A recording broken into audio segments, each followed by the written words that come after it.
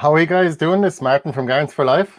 And for those of you joining us for the first time, you can ask us any questions you might have. And if you're watching this afterwards, after the live stream was broadcasted live, you can join us next Thursday at 9 o'clock. So please feel free to let us know if you have any questions. Let me just check here. It looks like we are no longer live on Twitter now. Twitter seems to require us to go on a premium account now. That's okay. We are live on a couple of YouTube channels, on our own one, Birdland Homestead, and Gardens for Life as well, and on Facebook. Now, just bear with me for 1 second.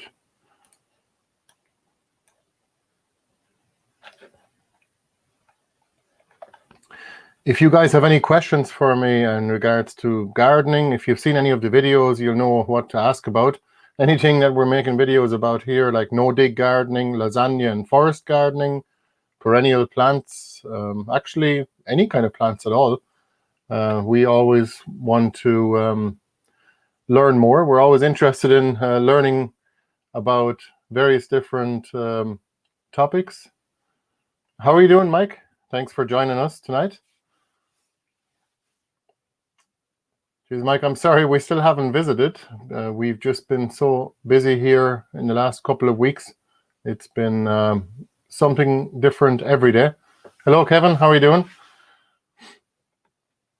So we're actually renovating the house partially as well at the moment, and we're bringing in all of the fuel for next winter. Actually, the fuel I'm bringing in now, like wood and turf, for example, is actually for 4 or 5 years from now.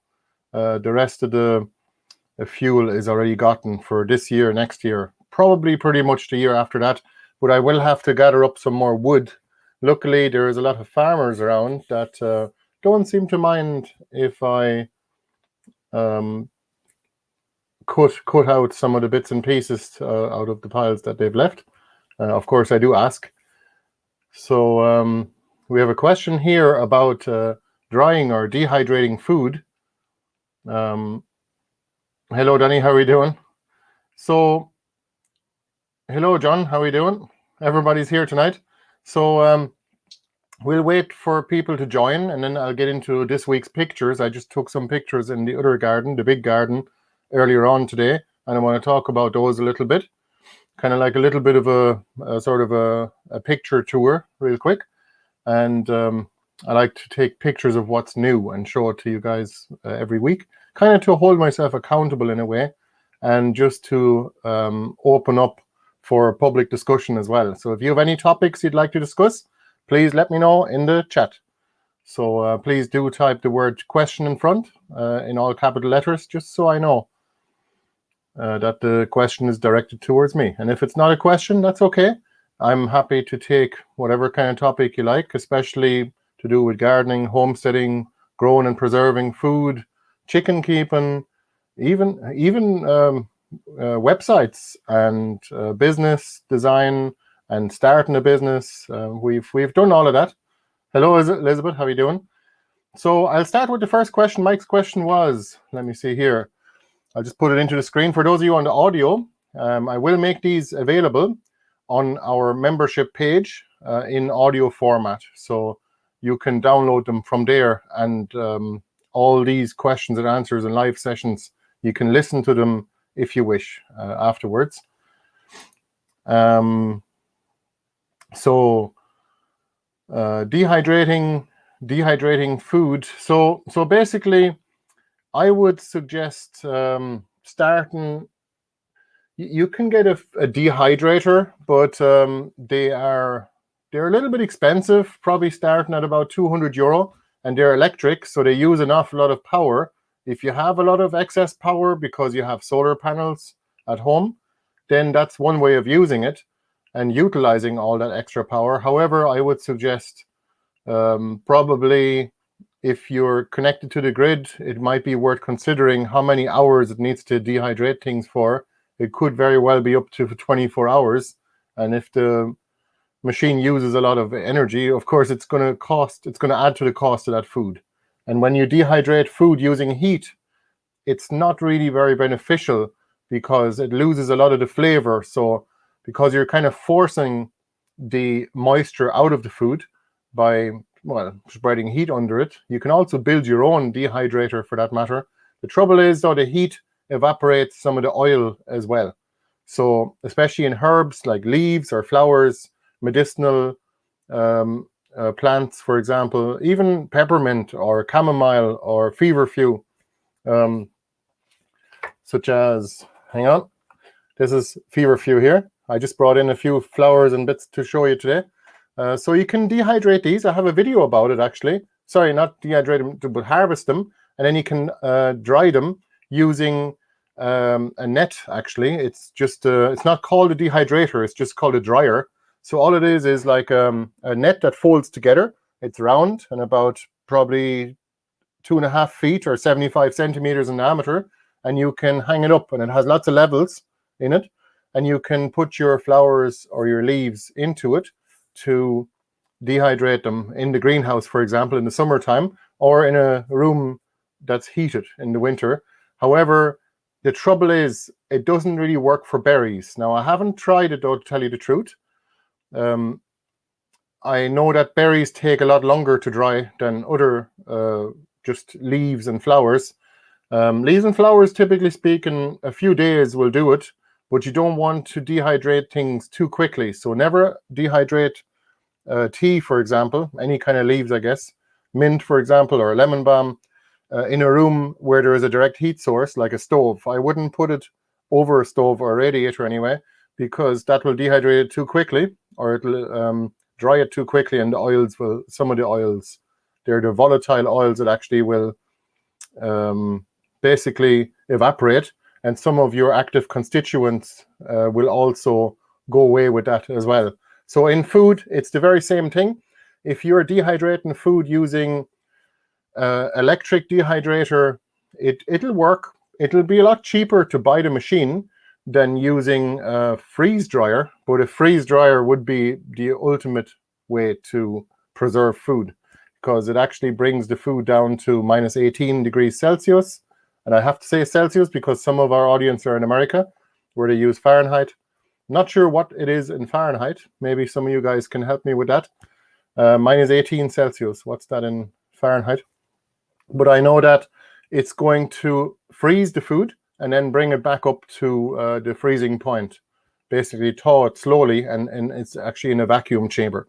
So dehydrating food is very different. Freeze drying food is very different from dehydrator because you're using heat to extract the moisture, which is never good for the nutritional profile of the food. So, hello Bianca, how are you doing? Again, freeze drying, when you freeze dry food, it actually doesn't lose the flavor, and it also doesn't lose pretty much any of the nutritional benefits as well. Minus 0.4, so pretty much 0 Fahrenheit, more or less. All right, thank you, Danny. So I have a question here. Hope you guys don't mind me putting your questions up on the screen. I'm sure you're well used to it by now. Would you spread compost for no-dig bed on a shaded section that had tarp down to kill everything, or a non-treated one that gets more sun? Would cardboard and compost suffice? So the way, if I understand correctly, probably the best way to approach it is, you can, if there is some of the weeds. But first of all, Danny, if you want to get started straight away, you can use cardboard and then put your compost on top, and that's the end of it. And pretty much none of the weeds will come through, except for some of the perennial ones, maybe. And when they do next year, they'll be real white and stringy, and you can pull them up really easy. But if you have a lot of weeds, like say the existing vegetation is quite thick, I like to say, like in a field in Ireland here, for example, like that thick of grass, and in the summertime it might even come up to here, like literally probably 4 feet or 1.20 meters in height when it goes to seed. If it's that kind of grass, it might be beneficial to cover it with black plastic or tarp for at least 2 or 3 months during the summer, or 6 months over the winter, just to give you a good starting point. If the weeds haven't been completely smothered after you remove the plastic, but you do want to get started, you can still add a little bit of cardboard if you want to. Probably a lot less if you're using a combination of plastic or tarping and cardboard.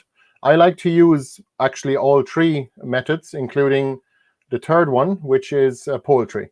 So we just bring in chickens, they scratch up the weeds, and they eat them, turn them into eggs, at least partially, and they will get rid of them over time. So they won't dig up the roots of grass now, but they'll definitely beat them back and buy you a lot of time.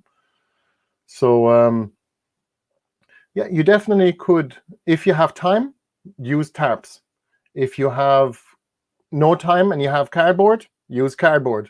So there's no harm. How much cardboard is up to yourself. I did make some videos lately. You can look up our YouTube channel or Odyssey channel, or our website for that matter, and you can check for the video series that we have, starting a no-dig garden. So sorry, John, I'll get to your question now. Hold on. Can you talk a bit about the design of your forest garden? I will do. Just bear with me for 1 second. And I am going to, let me see here. If only I knew how to invite you, Bianca. How do I invite Bianca? Bianca is in the live stream here now. Bianca is my wife, and it'd be great to have her in here. I know how to invite guests, but the trouble is the guests don't get access to other functions. So I'm not too sure. Sorry, Bianca, I cannot find it. But thank you for being here anyway with us. So let me see here.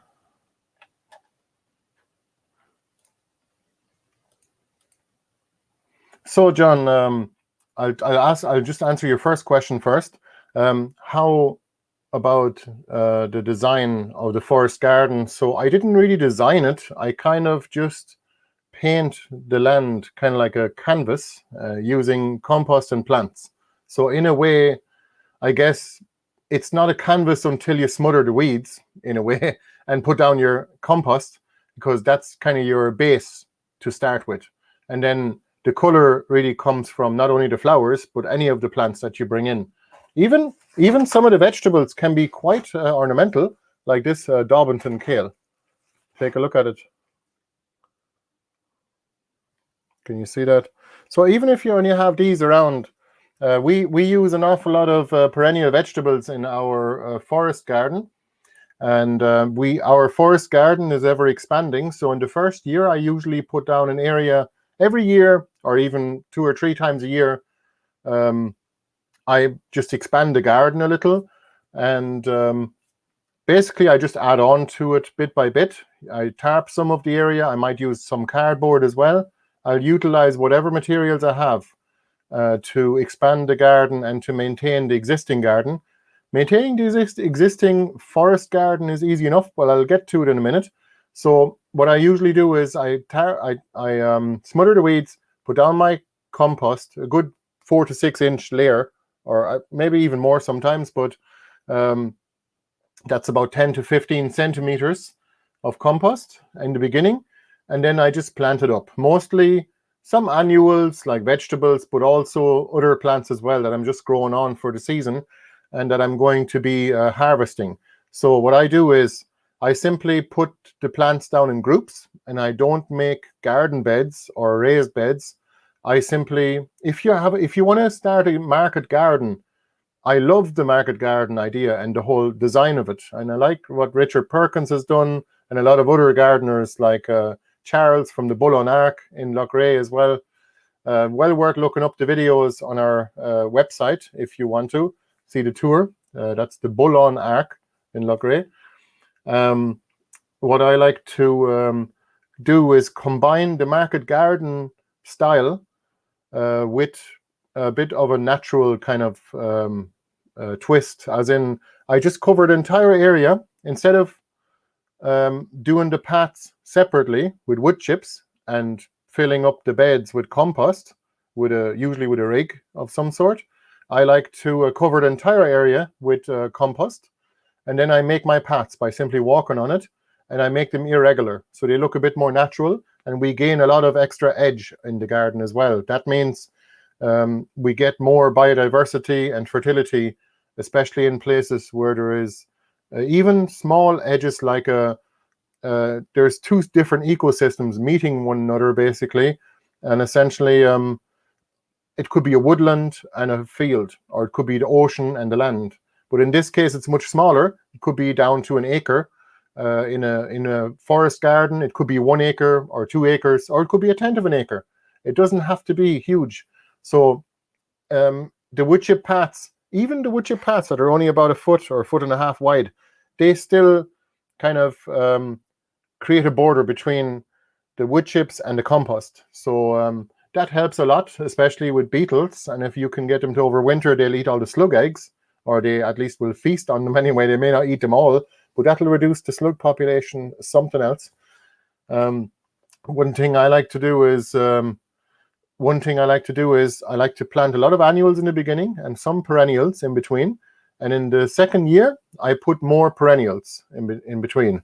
But the perennials that I planted, like plants that grow for more than 1 year, I may let those expand. So I'm not going to harvest them all. I'm going to harvest some of them and leave some of them in just to have for harvesting leaves or flowers or fruit, different berries as well, berry bushes. We love our currants and our gooseberries and the Japanese wineberry and the sea buckthorn. These are all really good, reliable food sources, but also sources of vitamin C as well. And I'm sure they're probably good for you in many other ways. And you could also do this from the very beginning, but I'm going to do it in the second year. Next year, I'm going to interplant some trees. Like these would not be canopy trees, so not very tall trees, only understory. And in my forest design or forest garden design, which I don't really do beforehand, I just kind of develop the garden as I go, and I let it develop organically so that I can kind of give nature a chance to sort of have a word as to where to put things. I do actually plant the same plant in multiple locations on the land as well, just to make sure that it does well and just to see how it does in different microclimates as well. So whether that's full sun and shade, or whether that's in a dry place or in a boggy place, like kind of like a place where there's a waterlogged bit of ground as well, which is not an issue once you have your no-dig garden bed layer down anyway. But usually in around the second or third year, then I would add a layer of wood chips on top of the entire garden, which means that at that point you cannot grow the brassicas. Things like kale, leafy greens rely on a nitrogen-based soil, and that's a bacteria-based soil. So the soil life, when you add the wood chips, your soil life as pH will swing a little bit, but it doesn't. I'm not worried about the pH. I would suggest basically it's going to turn into a fungus-based environment, and then it's going to the fungi are going to connect to your roots of your plants, like any symbiotic mushroom will do that, like the King Stropharia, which is a really important component in any forest garden, because it's going to connect all the plants and make them, feed them and bring water up to them more efficiently and expand their root systems. And so your fruit trees such as apple, plum, all the basic fruit trees, and maybe some more exotic ones like mirabelles and damsons and all those kind of ones. I guess we could throw in some Osage orange, which I'm starting now. I'm not too sure it'll grow here, but I have tried the persimmon as well. I've got a few different varieties of persimmon. Didn't do too well, but the figs are okay. The figs work in Ireland, even outdoors, but I would suggest trying a variety called brown turkey at first, because that'll do better than others. but in the greenhouse it grows twice as fast. So let me see here. So again, yeah, what trees do I use in the food forest or the forest garden design? Again, food forest is more of a permaculture term. I think that's not quite broad enough. I think forest garden is a better term because it includes a host of other varieties and types of plants as well, such as fuel wood, for example. Our willows and poplars, they're all hybrids, and so those varieties that we're using for kindling, for example, every year they grow a reliable source of wood, and you can cut it right back down to the ground, or even pollard them at whatever height you want, so you don't even have to bend down when you cut them next winter.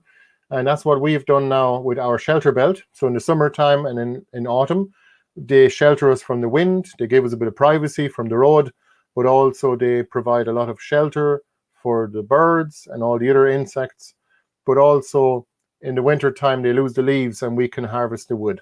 So that can be repeated year after year without having to really do anything except for keeping the briars down, because they do grow in between.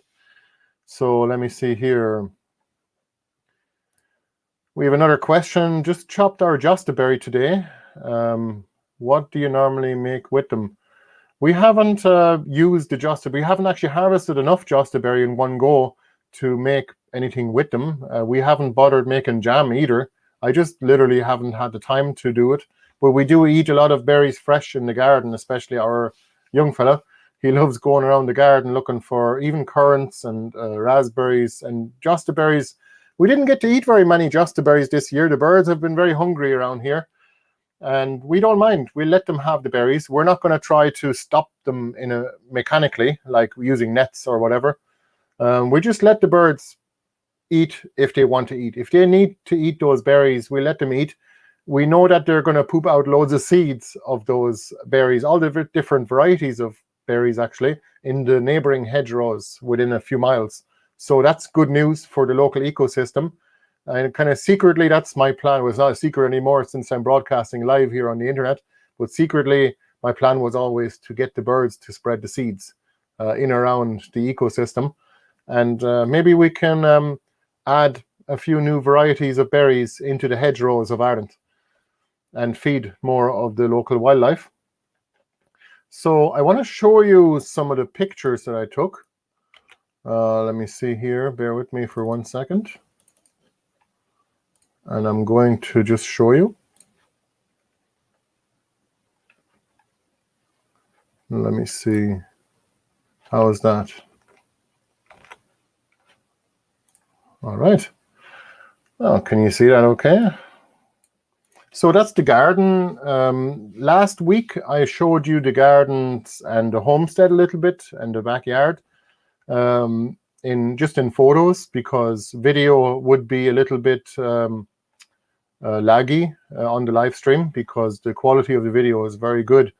And this will do because it gives me time to explain, and it's better than a presentation, so to speak, because I don't have to do much to prepare for it. I can simply think of what to say. So in this garden, you can see a variety of different plants. That's our secret. Maybe it's not a secret, but it's our method of gardening, where we mix all the different plants together, but we keep them in a group so we know which variety is which. So here in this picture here, you can see comfrey in the foreground, and you have Portuguese kale going to seed, or sorry, red Russian kale going to seed, and rhubarb on the left, feverfew, great mullein here, the yellow flower, and purple tree spinach, white currant, red currant, black currant, curly willow, Jerusalem artichokes, onions in the background, perennial onions, Egyptian walking onions actually, and fuchsia, and paulownia trees. So you can see there's a lot of variety in one little spot. And this is the path in the garden. That's the bigger path, which we drive materials into the garden with. And you can see the grasses are taken over a little bit on either side, and I'm kind of sick of it at this stage. I might just put down a border again and just smother the grasses just to stop them from coming in. But this year has been the year of getting rid of more of the grasses on site, just to not have to deal with them every year, basically, especially not going to seed. But if you keep flattening the grass, it'll also not go to seed as well. So these are some alliums. So this is actually a tuberous leek, and that's the orphery. It's a Belgian vegetable, and the tubers are kind of like garlic underneath, but there's lots of them in each of the bulbs, or there's like a cluster of cloves, and the cloves are round, and they taste like leek and onion, but without the spiciness.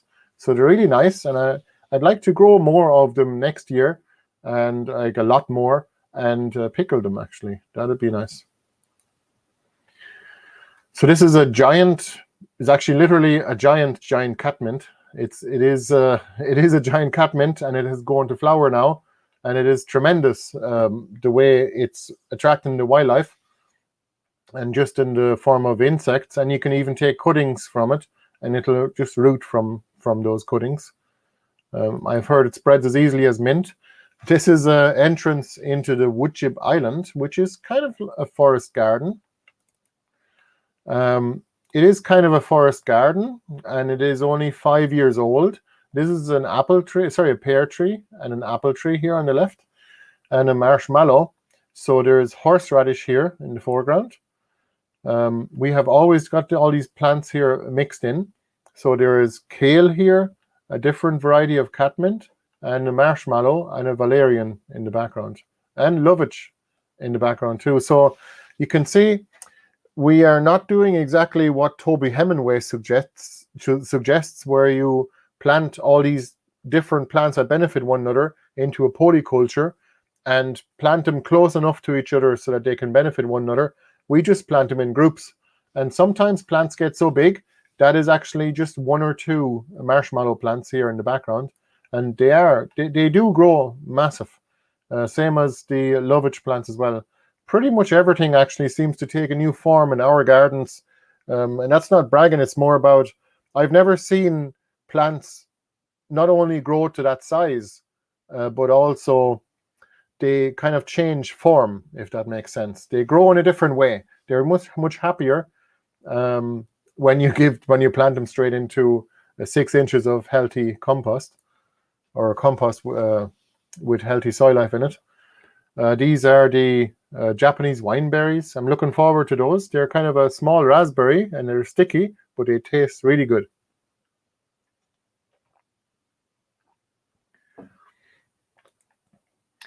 This is a variety of wood mallow, and the flowers on this one are much bigger than the regular wood mallow. The regular wood mallow, I have it here actually, but I'll show it to you after a while. And the leaves are edible. The flowers are also edible, and they are short-lived perennials, so they can live for 3 or 4 years, and they usually go to seed.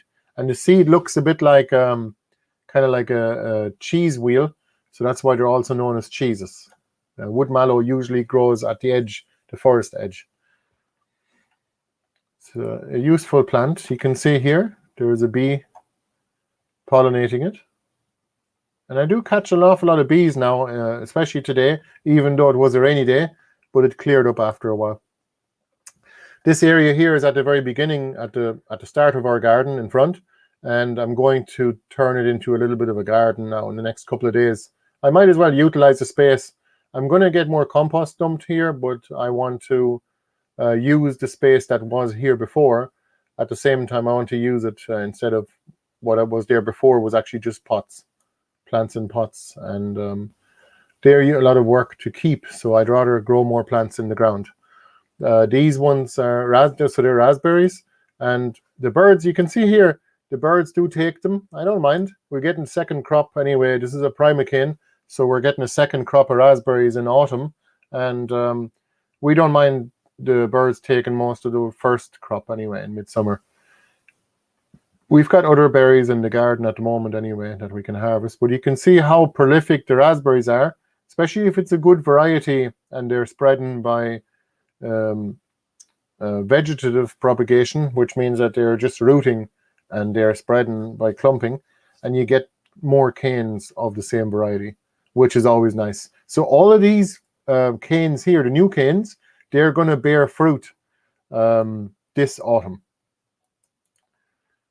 And that's the area. I'm going to make a new garden here. I'm not sure what to plant there yet. I never know. I'm just going to plant a mixture of things as I do. Whatever grows well, whatever I'm starting from seed, whatever I have, really. I mean, I usually grow a wide range of plants from cuttings and seed, and I grow an awful lot of like fruits, flowers, and vegetables, perennial vegetables, such as the rhubarb.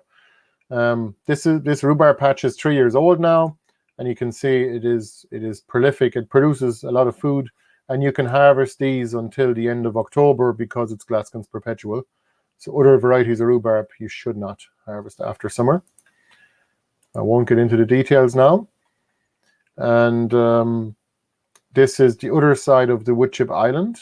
So we have perennial onions here. I think they are coming up as a picture too. And again, feverfew seems to just spread itself all over our garden, and it's awesome. We love it. We can dig it up and put it into a pot, and it'll grow on from there. So feverfew is a perennial, and it's also tremendously useful. It's nice for bouquets, nice for bringing in the insects, but it's tremendously useful for medicinal purposes as well. And here's our very photogenic dog. That's a GPS, by the way. He has never run away, but he's always been loyal to our pack. So, but we have the GPS on him because he's only young, so we better. This is a bee that's hovering around the motherwort. So motherwort is another medicinal plant that's grown here year after year, and it has naturalized itself as well. It's a great wildflower, and you can see it looks lovely too. And it has spread a little bit. It's just kind of spreading itself by seed. This is the new garden here. And let me know if you have any questions. I'm going to come back to the comments now in a minute. And if you have any questions at all, let me know in the comments or in the live chat, and I will try to answer them. And please put the word question in all capitals in front. So this is the new garden, just the start of it. And unfortunately, the birds have been covering the freshly made paths with wood chips. They've spread some of the compost on there, so they must have been searching for worms, and the birds seem to be spreading the compost onto the path. So that seems to be the biggest problem I've got this year. And of course, different grasses and nettles going to seed is another story. Who can tell me what plant that is? It's a beautiful plant, and it's called Great Mullen. It has many uses. It's also known as cowboy's toilet paper because the leaves are really soft. Now, I've never tried it myself now to use as toilet paper, but I know that the leaves make for really good tea. It's an expectorant, so it actually expels mucilage from your lungs. So it's very good for that. I've had to use that before, and it was very good.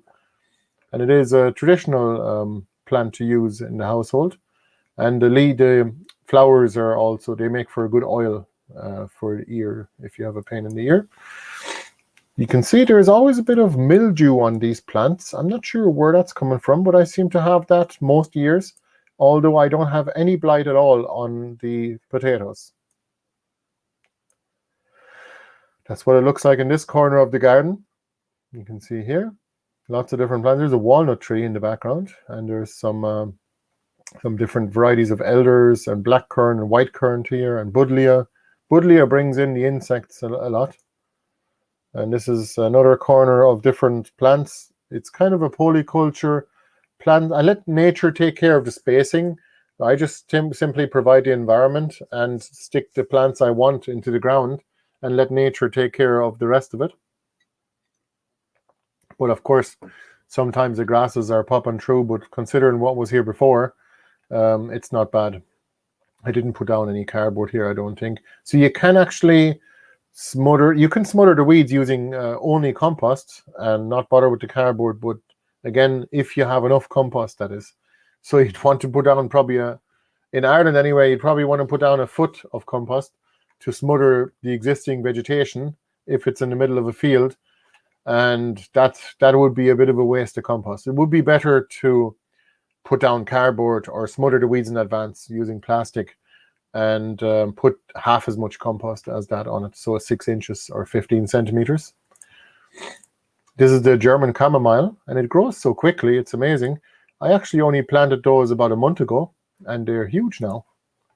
And that can be used for tea now. So we could harvest that and dry it again in the dryer. You can get the dryer, Mike, on Amazon. That's where we bought it anyway. And there's a link for that on our products page. We have a recommended products and books page on our website. And of course, if you click the links on there for the products, you support us a little bit as well. We get a little bit of commission. And it is just gardensforlife.ie/products. Again, he's a very photogenic dog.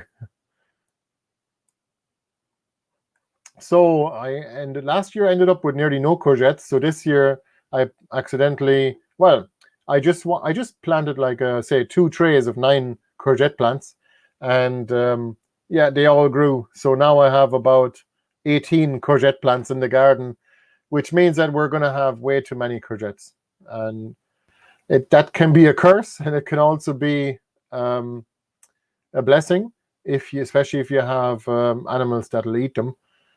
We have rabbits and chickens, so they're happy to have some of those fresh vegetables, and they're entitled to them because that is more of a species appropriate diet, to give them greens every day and other food other than grains as well. And like, as you know, who here, let me know in the chat, who here ever had too many courgettes? Some years I had no courgettes. It's just a thing, I guess. Either you have no courgettes or you have too many. But look at this. They're all going to flower now all at once. And these 12 plants in this section of the garden here are all starting to flower at once now. And the other ones that I have down the garden, it's a different variety. And they've been flowering for about a week or so. And we've gotten a few courgettes off them already. So you can see here. Again, let me know if you have any questions, and I'll happily answer them once we come back to the chat. I'm nearly done with pictures here, so we'll do the raffle as well after that. So, well, not a raffle, it's a giveaway. So tonight we're giving away 2 times 12 cloves of elephant garlic that we are currently harvesting. So tomorrow I'm going to harvest it, and I'm going to make a video about a new video of the elephant garlic harvest. If you want to see last year's harvest and the year before, we have videos on that as well. So you can type garlic or elephant garlic into our channel, into our channels, or into our website, and you'll find those videos if you want to see those already. And I have a video tour of this garden also. This is the new garden that I started in April and in May. So this took 1 month to do, basically, to spread the compost, smother the weeds, and put down the compost and plant it all up and make the paths. And it wasn't a month full time now. It was only maybe a week of work over a month. And this is oca. You can see it looks kind of like clover, I guess. And the yacon in between. So the oca is actually a tuberous oxalis. So it's kind of like wood sorrel. And it tastes a bit like it too. It has a bit of oxalic acid in the leaves. And the tubers are a little like small little potatoes. So they're really nice. And they were actually brought into Europe right around the time of the famine in 1830 to compete with the potato. And it never took off. So people preferred the potato. And in other countries in the world, they actually became the daily staple. So like New Zealand, that's why they're known as New Zealand jam. So you can see here, it's kind of starting to fill in now. I'm hoping to create a canopy, which is canopy gardening, where there's no space for the weeds in late summer. This is a mixed patch of, that's the bronze fennel, which is way sweeter than the regular green fennel. And we have some marshmallow plants, yacons, and valerian in between. But you can see, I don't mind if the plants are competing for space. They'll grow taller and they'll spread out. And if some of them don't do too well, that's okay. I don't mind, because the other ones will take the space. That's why if people always ask me, what would you recommend for planting a hedge or a shelter belt? And I always say, I like to tell them that make sure that you plant a mixed hedge, so that if one species of tree doesn't do too well, the other ones will pick up the slack. So polycultures are always a good way to go, because especially here we have feverfew in the foreground, and that is going to attract beneficial insects because they're providing nectar to the insects, like aka food. And then the insects, while they're there, they might hop on over onto your crops and take care of any kind of other insects that shouldn't be there. That reduces the pest pressure, something awful. And basically, it's kind of like having livestock guardian dogs, or just a dog around the yard, and that keeps the fox away if you have chickens. So it's not a guarantee, but it definitely reduces the pest pressure an awful lot. Same as bringing in your predatory insects as well, like the ladybird and all the other ones. This is corn. It still didn't grow much in the last 2 months, so I'm quite disappointed with it now. It should be probably the same height as myself now at this stage, but it's only like 1.5 feet or so. And did anyone else here grow corn this year? Let me know in the comments or in the chat. And are they on schedule? I found that an awful lot of plants actually this year have been they've been very late in the year. They've been growing extremely slowly, even though it was quite warm for the last 2 months, but it also was very dry. So I think that probably has stunted an awful lot of plants, even though, look at this garden. I mean, I'm very happy with it. The growth rate is phenomenal. This is only 6 weeks old now, 6-7 weeks old now, this part. And things are already really taken off. This is the Nero de Toscana, but it's actually a variety called Black Magic, which has just the same variety basically as the dinosaur kale, and it just has bigger leaves. You can see it here. So I have plastic in between because there was a patch of nettles here and I didn't want to have to pull them up. So I'm simply covering them for a year or so, maybe even longer than a year. We'll see if they come back after that. And in the meantime, this space is not wasted because I'm letting the pumpkin vines actually climb or over it, and they take in the heat as well off the plastic. So when the sun hits it and warms up the soil underneath. So you can see that worked for us before. If you're interested in seeing how we grew our pumpkins, we grew like 200 Oshikikuri pumpkins before. It's a Japanese pumpkin, a smaller pumpkin, but it's very tasty. And it stores quite well as well for about 3 or 4 months. Take a look at our pumpkin video. I think it's just called Pumpkin Harvest. And we brought it out around Halloween. I think it was about 3 or 4 years ago now. But you can see here, that's a nice variety. I think that's Turk's Turban or something like that it's called. And I'm also growing Oshikikuri. So it's quite a decorative leaf. So all of this new garden that you just saw will eventually turn into this. So I'm going to cover it all in wood chips eventually. And then it's going to be more berry bushes and woody plants. And cane plants, of course, such as raspberries. But I'll definitely have an awful lot less leafy greens grown. So you can see it here. That's the wood chips. And those actually do get eaten up eventually by the soil life below. But you can also have another crop. So by just inoculating the wood chips with mushrooms when they're fresh. So King Stropharia is the first mushroom of choice because it's a really nice culinary mushroom, tastes a bit like steak, and it grows really easily in wood chips as well. But it does break down the wood chips quicker, so that means you'll have to top up the wood chips sooner. But if you want to break down your wood chips and turn them into compost, well, then that's all the better. You have the soil life from eating away the wood chips from below, and you have your mycelium throughout. Mycelium are simply the roots of the mushroom throughout the wood chip layer. And that provides you with another harvest as well. Several actually per year. So these this type of gardening is called lasagna gardening, but when you look it up on YouTube, it's probably better to look up Back to Eden if you want to check more about that. Back to Eden gardening would be only wood chips, no layer of like mushroom compost underneath For example, Paul Gauci, that kind of coined the term back to Eden gardening, he simply put down, it was a very droughtful area. Is that the right word? Basically an area with very little rainfall where he's living. I think it's in Washington State. I'm not too sure. And he basically asked God. He's very religious, and he likes to take it into context as well. And I like his garden tours. When he walks around, he talks about how nature actually does things. Is so much simpler. There's a forest growing over there, and I can't grow my vegetables here without irrigation.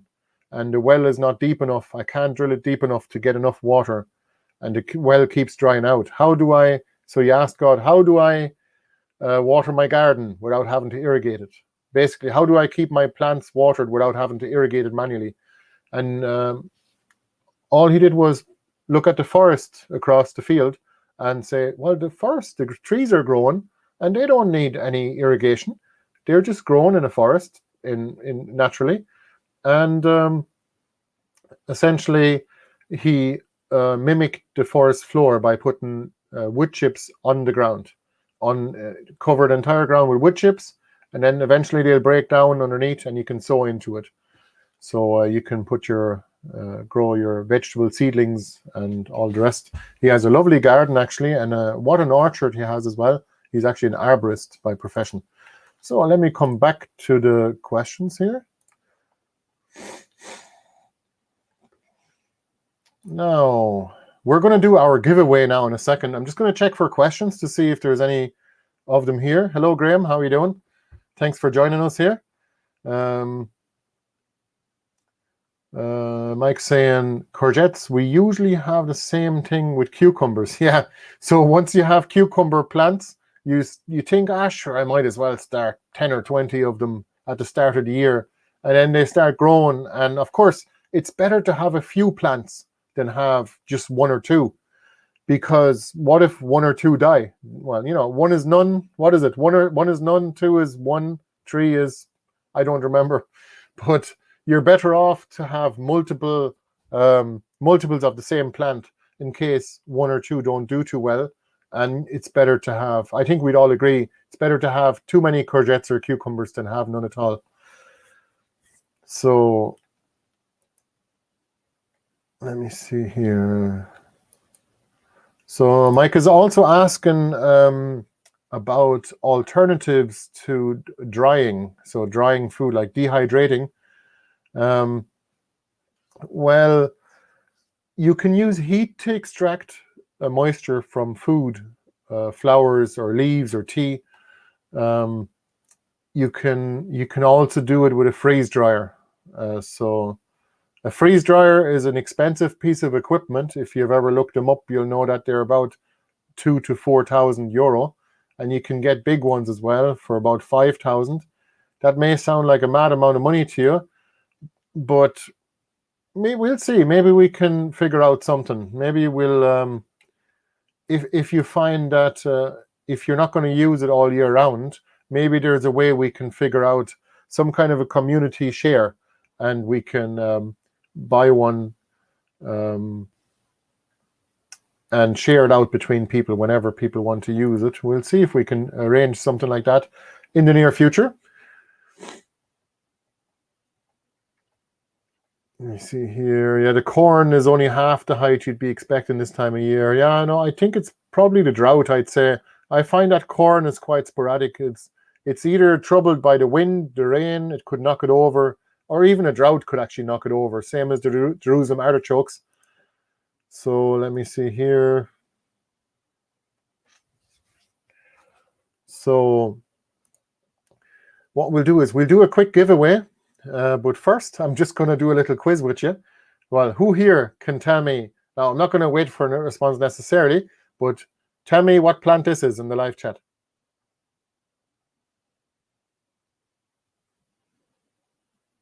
Anyone?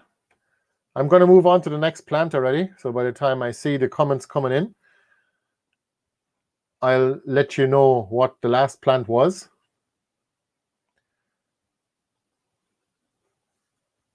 And this plant here, do you know what plant this is? I give you a hint, it's in the mint family, and the tubers are edible. They're starchy. Okay, so this one here was actually feverfew. And yes, Elizabeth, that's right. So who here can tell me what plant this is? And we'll compare it to this one. Can you see the difference? Now let's see if we get some of our experts out. I'll give you a hint. One is a tuberous. One is tuberous and the other is not. So let me know, and I'll give you a little hint. That'll give it away. This is the flower of one of the two. So this one here, this was actually, I'll give you the answer now. This is the marsh woundwort, and it's a tremendously useful plant. It's actually European wildflower, and the tubers are edible, or the roots are like a rhizome, and they're edible. They're very useful, and we've got lots of them this year. So we have those available in our shop as well. We have an online shop if you're looking for plants. So nasturtium, that's right. Yeah, this is a nasturtium leaf, okay, with that flower. But this one here is actually a different one. This is a distant cousin from the Andes. It's a tuberous nasturtium called mashua. So the leaves are actually really mild compared to these ones. These ones, nasturtium leaves are always very spicy, but the mashua leaves are extremely mild. So there's no spiciness at all, and you can eat those throughout the growing season. So it's a very good salad crop to grow. But the tubers are also edible, but they are very spicy, and you can harvest those in the winter or just leave them in the ground in your forest garden. Definitely one of our plants, one of our favorites for zero maintenance is the mashua, same as the Jerusalem artichoke. So let me see here. I'll give you a couple more. What is this one? Do you know what that is? I'll give you one hint. It grows at the forest edge. Does anyone know? Can you guess? I'm going to give you one more in the meantime while the comments come in. This one, which is not the same as this one, it's kind of similar though. So do you know what this is?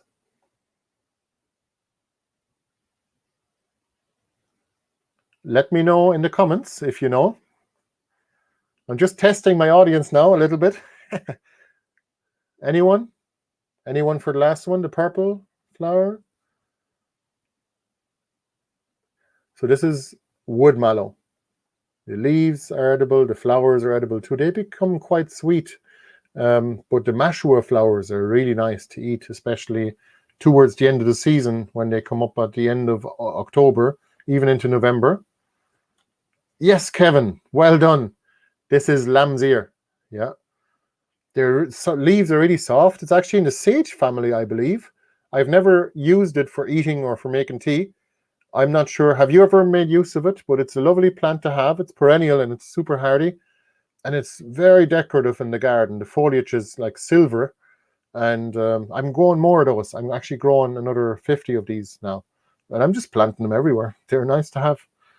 And I'm pretty sure they're edible too. I'm not 100% sure on that though. And last one.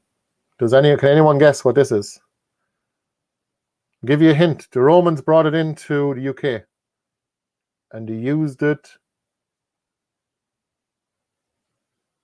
to fix wounds. And the leaves are also known as thousand leaf.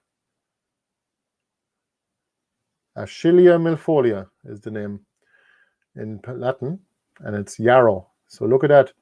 It's also known as globe flower because the flower looks a bit like a globe on the very top, but these are not fully mature yet. So this is a tremendously useful plant to have in the garden. It's also a good antibiotic as well. I used it before, made a tincture from it, and I used it for a toothache actually with a pipette. Tremendously useful. And the leaves, of course, clot the blood, same as cayenne.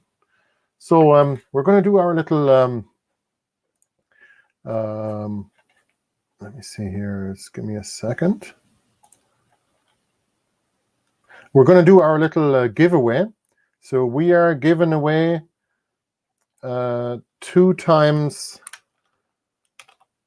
we're giving away 2 portions of elephant garlic. So all you have to do to enter is type enter in all capital letters into the chat. Couldn't be simpler. So we're going to do a giveaway. For those of you in the audio that listen to this afterwards, or if you're watching this afterwards, you can, don't be disappointed if you don't win as well. You can just try again next week. We'll have a giveaway. We'll give away something else. And so just type the word enter into the chat, in the live chat or the comments, if you want to enter the giveaway. And we'll pick a winner at random with our random number generator here. We'll start up our flux capacitor and we'll get it turning over. So type the word enter in all capital letters into the chat to enter our giveaway. It's free anyway. So we also have elephant garlic available. But of course, no point in buying any until you know whether you won. So this is our online shop if you want to have a look and support us. We'll talk more about that afterwards though.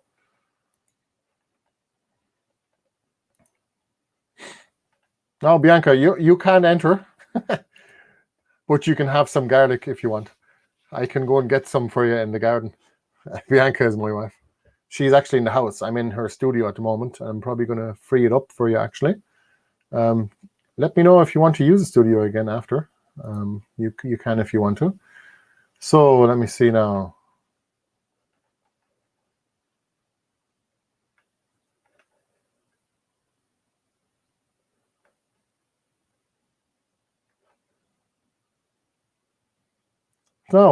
So we're going to pick the winners at random now of our giveaway.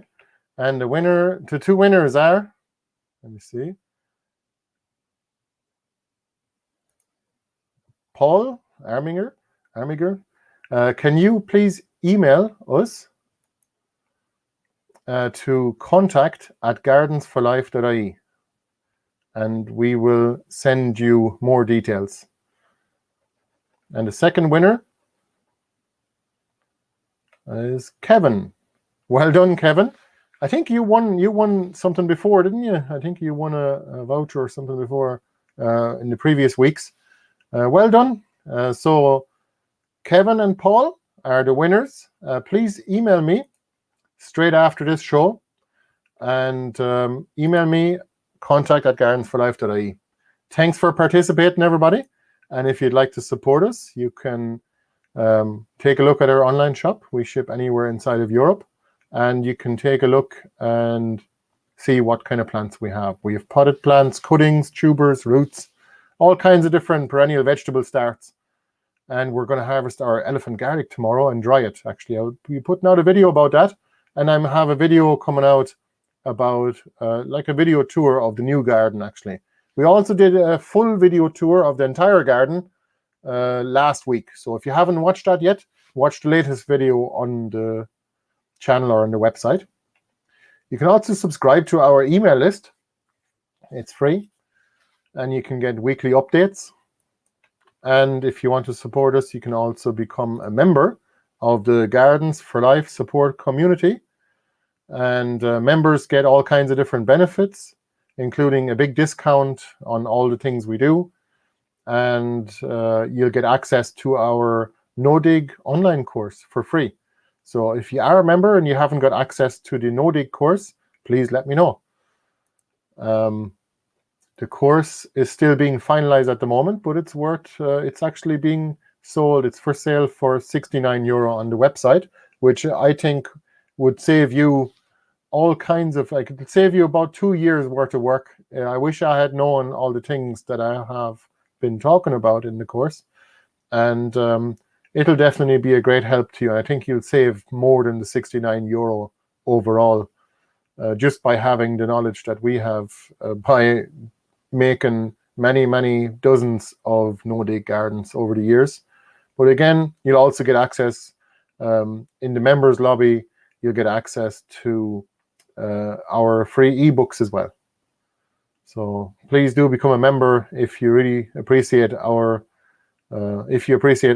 content, and we'd highly appreciate your support. Thank you. We're on Patreon as well. So our Patreon address is here. If you're on Patreon already and you want to join us there, that's fine too. All right, folks. Thank you, everybody, for joining. Hang on.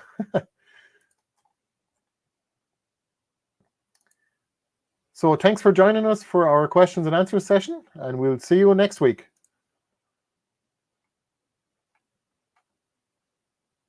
Bye-bye.